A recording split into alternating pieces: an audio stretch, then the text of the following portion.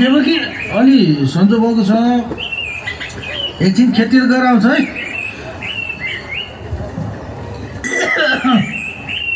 होइन हजुरलाई खोकी पनि लागिरहेछ सन्चो पनि भएको छैन त्यहाँ उमालेको ज्वानो पानी राख्दै थिएँ हजुरले पिउनु भयो कि पिउनु भएन अघि नै पिइसक्यो त्यो त्यही ज्वानो पानी पिएर त अलि सन्चो भएको छ अब एक घन्टापछि फेरि पिउँछु पकाइदेऊ ल हस् हस् हस् सुन्नुहोस् त त्यहाँ साँच्चै अघि छोरीको फोन आएको थियो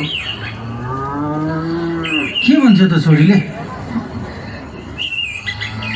बाबालाई खोकी लागेको निको भएको छैन भने लिन आउने रे के छोरी काठमाडौँबाट जचाएर पठाइदिन्छु रे मैले बिस्तारै तेरो बाउलाई खोकी निकै हुँदैछ भनिदिएको छु हो ठिक भन्यो अब मलाई पनि अहिले बस यात्रा गर्ने मनै छैन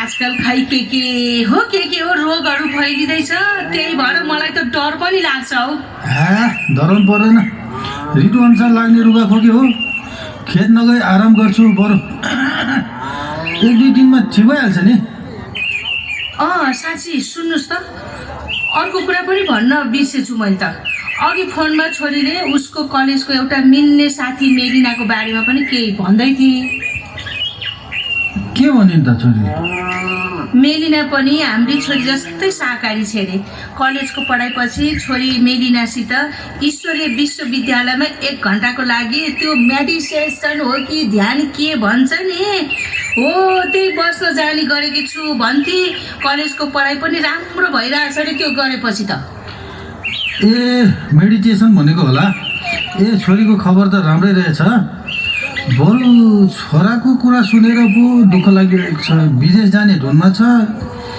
हिजो सुटकेसमा लुगा मिलाइसक्यो खोइ छोरा अरू सुटकेसमै लुगा मिलाइसक्यो रे बिहानको खाना खाएर साथी भेट्न गएको छ साथीको घरबाट एमबिसीमा फोन गर्ने काम छ अरे 1 महिना अघि मात्र काठमाडौँ गएर फर्केको थियो छोरा विदेश नगइदिएर नेपालमै केही गरेको भए राम्रो हुन्थ्यो मलाई पनि छोरा यही नै नेपालमा बसेर केही काम गरिदियो हुन्थ्यो त्यत्रो ऋण लिएर छोराछोरीलाई पढायौँ हुर्कायौँ अहिले छोराछोरीको स्याहार सुसार र सहारा पाउने बेलामा विदेश जान्छु भन्छ के गर्ने ऋण तिर्ने भन्दा छोरा विदेश जाने कुराले पो दुःख लागिरहेछ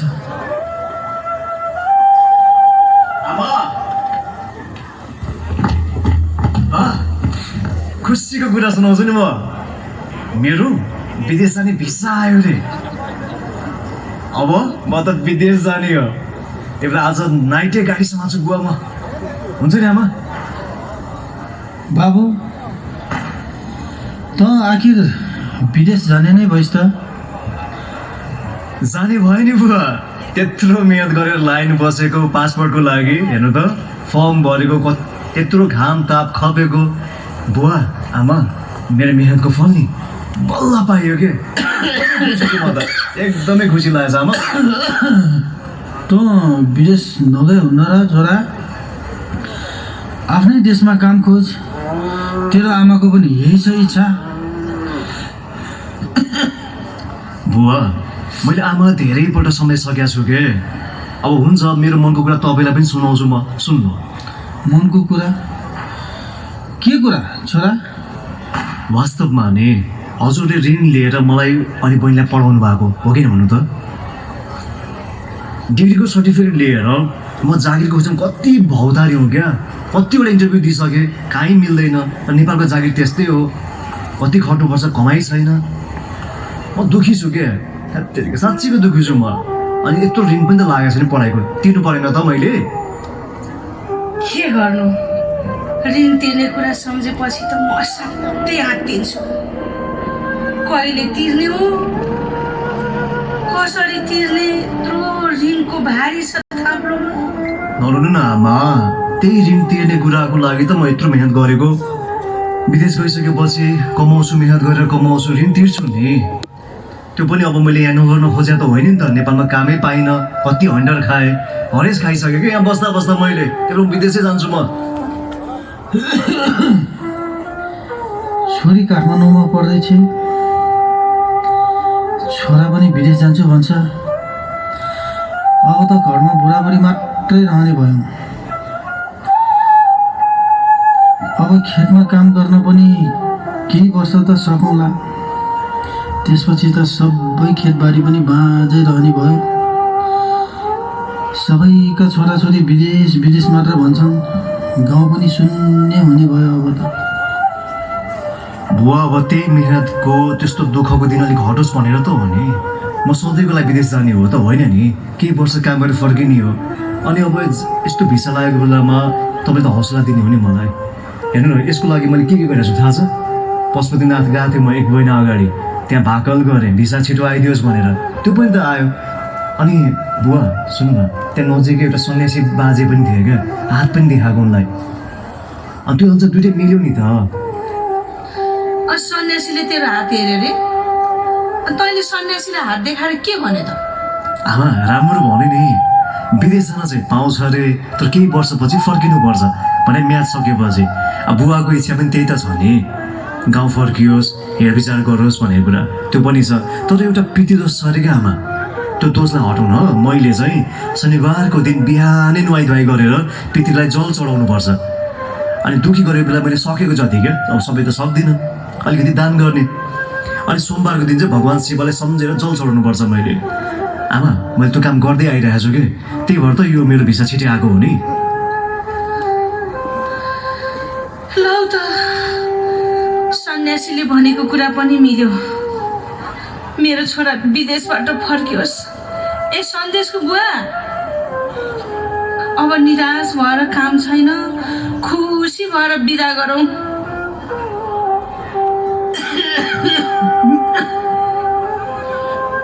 तेरो इच्छा विदेशमा काम गरेर यहाँको ऋण तिर्ने हो भने जा, म नजा भन्दिनँ। अब काठमाडौँमा बहिनीलाई पनि भेटेर जा, विदेश गएपछि हामीलाई नबिर्से, यो माटोलाई नबिर्से, हामी बुढाबुढी भएको आमा बुवालाई नबिर्से है छोरा।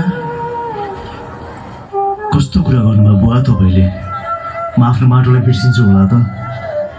फर्केर आइहाल्छु नि, यत्रो ऋणको बोझ चढ्या छ हामीलाई, त्यो त तिर्नको लागि जानु पऱ्यो नि त।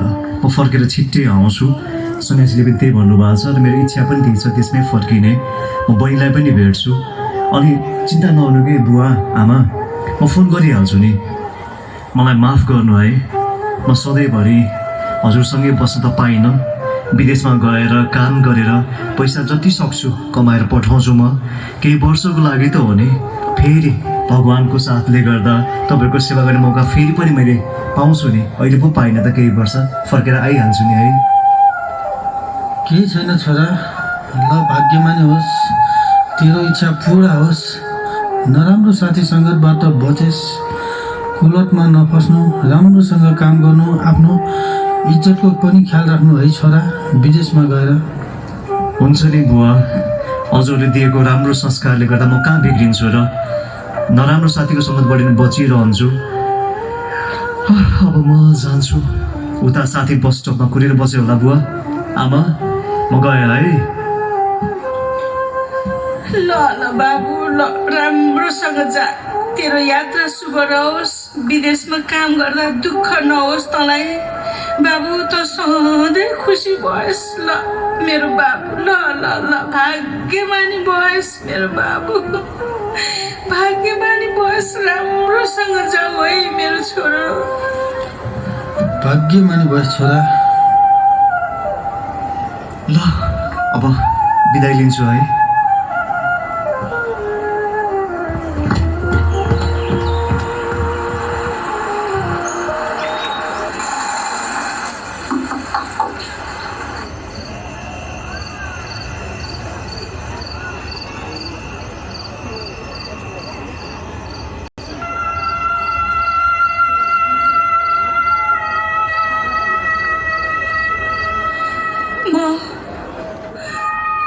कसलाई गुहारौँ?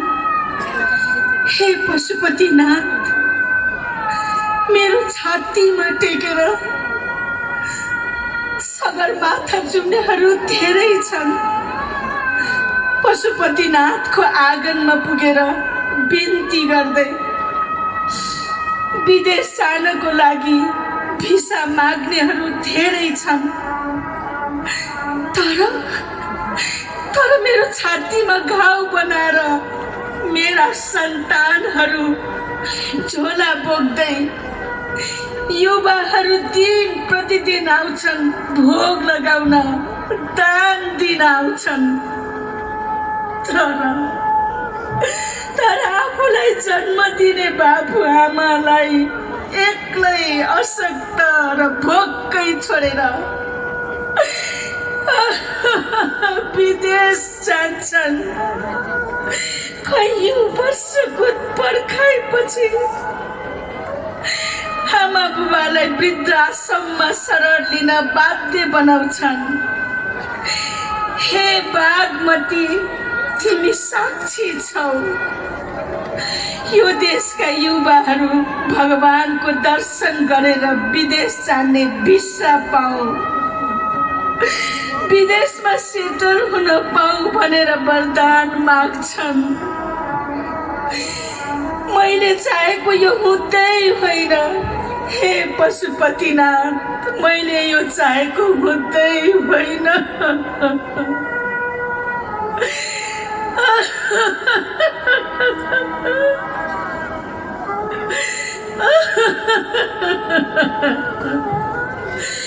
मैले यो चाहेको हुँदै होइन पशुपतिनाथ।